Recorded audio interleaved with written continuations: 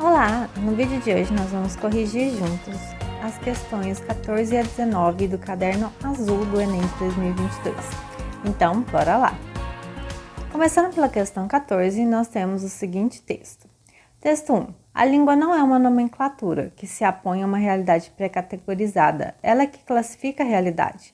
No léxico, percebe-se de maneira mais imediata o fato de que a língua condensa as experiências de um dado povo. Texto 2. As expressões coloquiais ainda estão impregnadas de discriminação contra os negros. Basta recordar algumas delas, como passar um dia negro, ter um lado negro, ser a ovelha negra da família ou praticar magia negra. Bom, temos então a seguinte questão.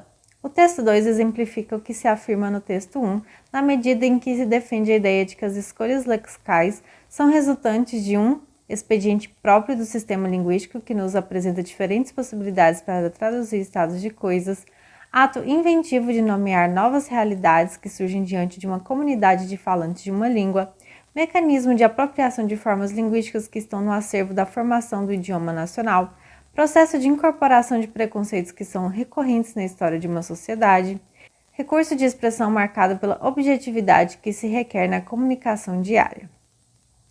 Bom, a partir dessa questão é importante ter em mente a questão-chave, que é como o texto 2 exemplifica o texto 1 por meio da ideia do léxico. Bem, primeiramente é extremamente importante ter em mente o que é léxico. Léxico é o conjunto de palavras de um determinado idioma. Tenha isso em mente para conseguir responder melhor a pergunta. Outra coisa que é importante se atentar é a relação entre o texto 2 e o texto 1. É isso que a questão está pedindo, como o texto 2 exemplifica o texto 1. Então, nós temos que encontrar uma relação entre ambos os textos. Bom, começando pelo texto 2, o texto 2 ele deixa bastante claro, que trata-se aí de uma crítica com relação às expressões que estão impregnadas de discriminação contra os negros. O texto 2 foca, então, nas expressões de discriminação racial. Agora, cabe a nós relacionar isso ao texto 1. Como que o texto 2 exemplifica o texto 1? Bom, analisando agora o texto 1, nós temos que ele fala que a língua classifica a realidade. E, além disso, ele também fala que o léxico de uma língua condensa as experiências de um dado povo. Então, o texto 2 fala que a língua classifica a realidade e que, por meio do léxico, condensa as experiências de um povo, que inclui aí a experiência da escravidão. E, a partir disso, decorre preconceitos, discriminações raciais decorrentes dessa experiência. E é assim que o texto 1 se relaciona com o texto 2. O texto 1 fala de experiências que refletem no léxico de uma língua, dentre elas a da escravidão. E o texto 2 fala exatamente das expressões que refletem essa discriminação racial. Então, os dois se relacionam desta forma. Então, a questão mais adequada aqui é a questão D, que fala que a escolha do léxico é resultante de um processo de incorporação de preconceitos que são recorrentes na história de uma sociedade. Então, a alternativa D é a alternativa correta. Passando para a questão 15, nós temos: quanto custou? Proposta obriga órgão público a divulgar gasto com o anúncio na própria peça publicitária. Qual a sua opinião? Temos então a seguinte questão. Considerando-se a função social dos posts, essa imagem evidencia a apropriação de outro gênero com o objetivo de promover o uso adequado de campanhas publicitárias do governo, divulgar projetos sobre transparência da administração pública, responsabilizar o cidadão pelo controle dos gastos públicos, delegar a gestão de projetos de lei ao contribuinte, assegurar a fiscalização dos gastos públicos. Bom, primeiramente é importante pensar qual seria esse outro gênero que está sendo evidenciado na imagem. Bom, nós podemos ver ali, pela figura, pela própria disposição das palavras, que trata-se de uma reprodução de um outdoor. Está evidenciando ali o gênero publicidade de outdoor. Então, a questão-chave é: qual o objetivo da imagem que se apropria do gênero publicidade de outdoor? Bom, olhando aí a imagem, nós vemos que o texto já mostra a resposta para nós. Proposta obriga órgão público a divulgar gasto com anúncio na própria peça publicitária. Trata-se então de uma divulgação de uma proposta para dar mais transparência aos gastos públicos com publicidade. E temos aí uma alternativa que deixa isso bastante evidente, que é a letra B, que fala que o objetivo da imagem é divulgar o projeto ou proposta sobre transparência da administração pública, isto é, transparência dos gastos públicos. Então, a alternativa B é a correta. Passando para a questão 16, nós temos o seguinte texto. Ela era linda, gostava de dançar, fazia teatro em São Paulo e sonhava ser atriz em Hollywood. Tinha 13 anos quando ganhou uma câmera de vídeo e uma irmã. As duas se tornaram suas companheiras de experimentações. Adolescente, Helena vivia a criar filminhos e se empenhava em dirigir a pequena Petra nas cenas que inventava. Era exigente com a irmã e acreditava no potencial da menina para satisfazer seus arroubos de diretora precoce. Por 5 anos, integrou algumas das melhores companhias paulistanas de teatro e participou de preleções para filmes e trabalhos na TV. Nunca foi chamada. No início de 1990, Helena tinha 20 anos quando se mudou para Nova York para cursar artes cênicas e batalhar uma chance no mercado americano.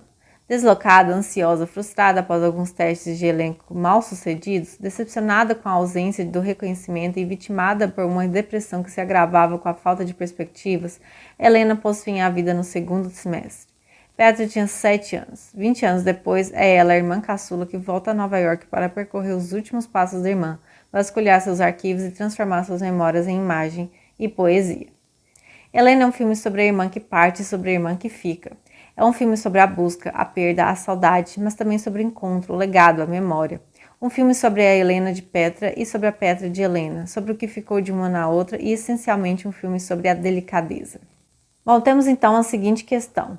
O texto é exemplar de um gênero discursivo que cumpre a função social de narrar por meio de imagem e poesia cenas da vida das irmãs Petra e Helena, descrever por meio das memórias de Petra a separação de duas irmãs, sintetizar por meio das principais cenas do filme a história de Helena, lançar por meio da história de vida do autor um filme autobiográfico, avaliar por meio de análise crítica o filme em referência. Bom, a partir disso, nós podemos retirar a seguinte questão-chave. Qual é a função do gênero discursivo em questão? Bom, esse é o tipo de questão que pode assustar o aluno, porque você olha esse texto gigante aí e fica achando que tem que ler tudo com muito detalhe, prestar atenção em exatamente tudo para responder a questão. E não é bem assim. No caso aqui, você tem que olhar mais a estrutura do texto do que o conteúdo em si. E qual que é a estrutura desse texto? No primeiro parágrafo, que é inclusive o parágrafo maior aí, nós temos uma narração com um pouco de descrição. E no último parágrafo, que é o menorzinho, nós temos um comentário de cunho avaliativo. Apesar de não ter aí um eu acho, minha opinião, fica claro que se trata de um comentário avaliativo, que o autor está aí dando a sua opinião sobre o filme.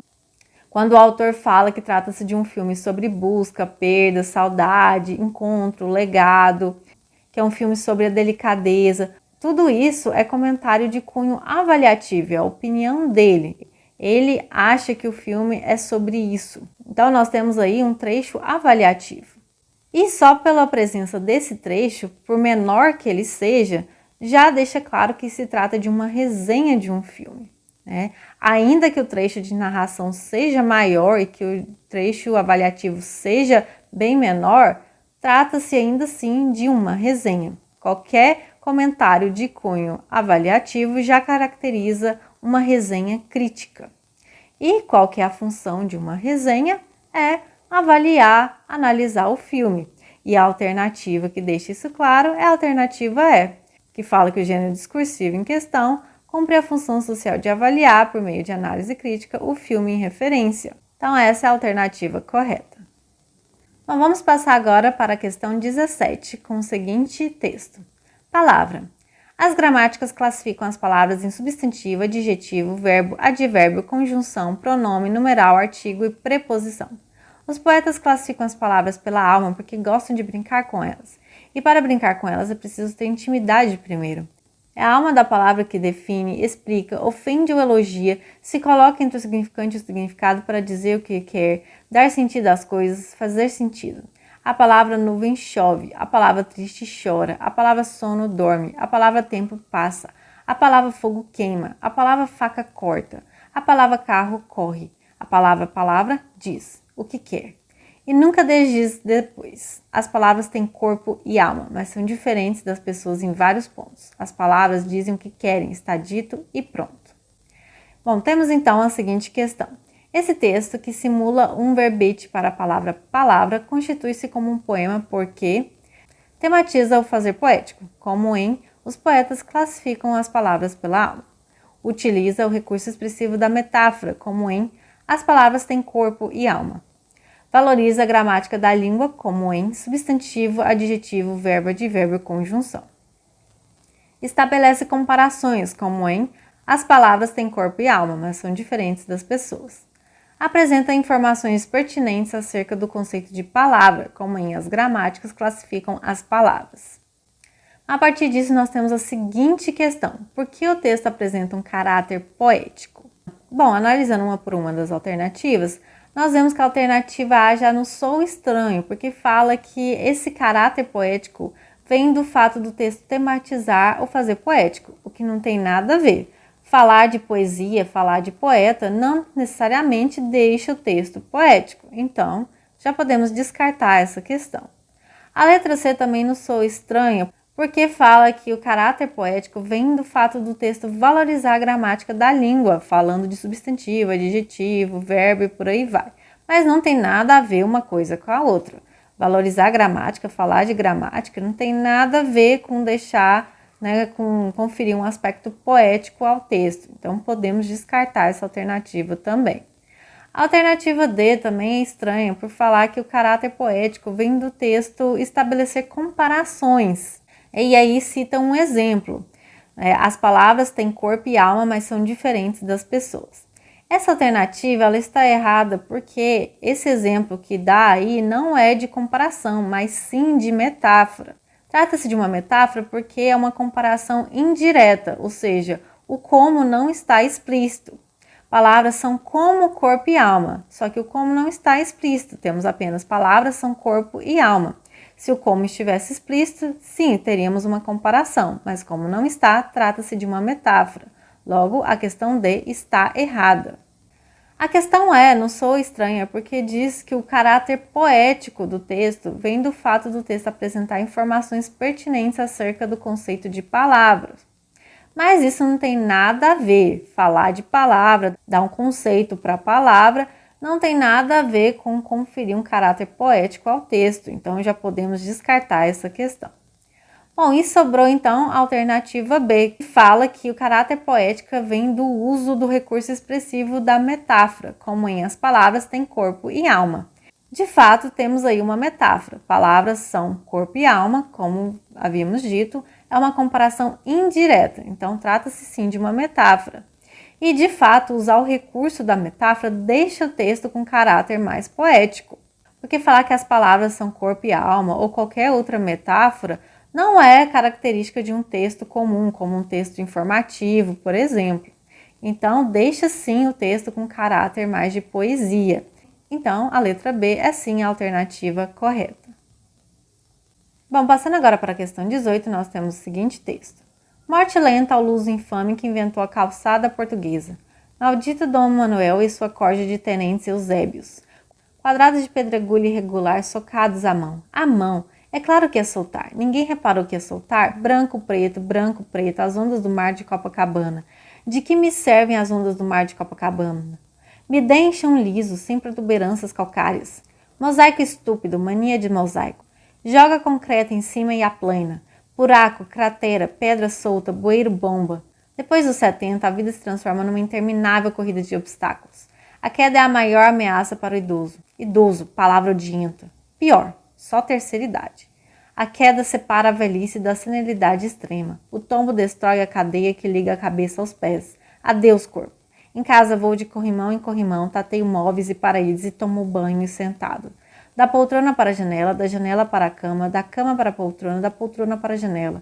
Olha aí, outra vez a pedrinha traiçoeira atrás de me pegar. Um dia eu caio, hoje não. Bom, temos então a seguinte questão. O recurso que caracteriza a organização estrutural desse texto é o ou a justaposição de sequências verbais e nominais, a mudança de eventos resultante do jogo temporal, o uso de adjetivos qualificados na descrição do cenário, o o encadeamento semântico pelo uso de substantivos sinônimos, a interrelação entre orações por meio de elementos linguísticos lógicos. Bom, a partir dessa questão, nós temos a seguinte questão-chave: o que caracteriza a organização textual desse texto? E aqui, o que nós temos que destacar é a palavra caracterizar. A questão está pedindo o que na organização desse texto que o torna bastante característico, ou seja, algo peculiar na organização desse texto. Vamos procurar por isso. Temos aí esse texto um tanto que complexo, um pouco difícil de entender, e o aluno já pode ficar ali um pouco desesperado porque não entendeu direito o conteúdo. Mas observe que aqui a questão não está focando no conteúdo, mas na estrutura, mais especificamente uma característica da organização da estrutura do texto, né, que deixa o texto mais peculiar. Então, vamos prestar atenção à estrutura. E o que nós podemos observar de peculiar no texto? Bom, nós vemos aí, né, uma coisa bem característica desse texto é a presença de sequências de substantivos, isto é, sequências nominais, né, em algumas partes dos textos.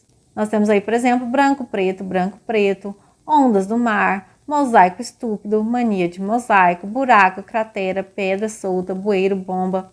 Então, temos aí de exemplos de sequências de substantivos. E essas sequências de substantivos estão intercaladas com frases verbais, isto é, frases que contêm verbo. Nós temos aí as frases verbais. É claro que ia soltar, ninguém reparou que ia soltar? Temos aí os verbos soltar e reparou. Temos também de que me servem as ondas do mar de Copacabana. E aí nós temos o verbo servir. Temos também joga concreto em cima e aplaina. Temos o verbo jogar e aplainar.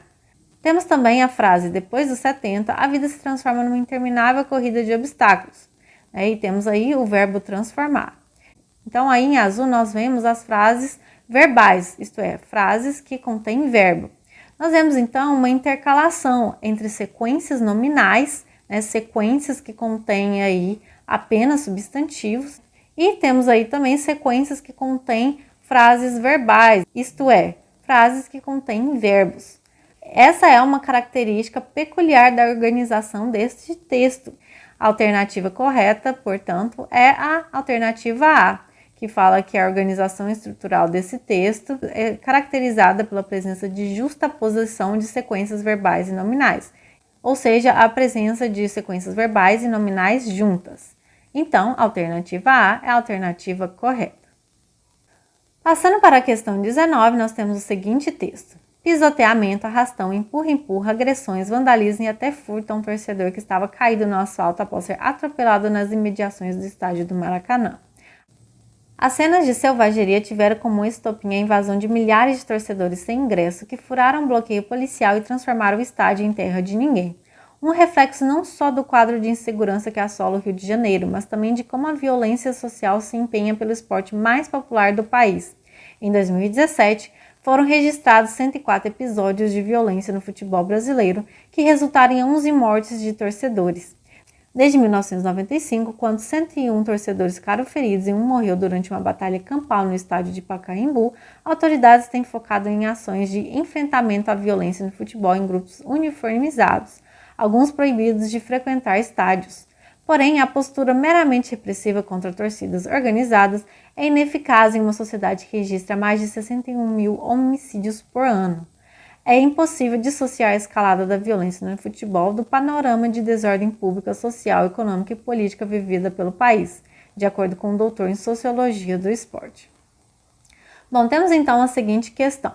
Nesse texto, a violência no futebol está caracterizada como um problema social localizado numa região do país, um desafio para as torcidas organizadas dos clubes, um reflexo da precariedade da organização social no país, uma inadequação de espaço nos estádios para receber o público, uma consequência de insatisfação dos clubes com a organização dos jogos.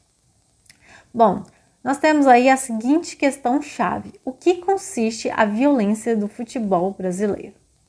A alternativa A já não sou estranha, porque fala que a violência do futebol brasileiro consiste em um problema localizado, ou seja, um problema específico de uma região do país.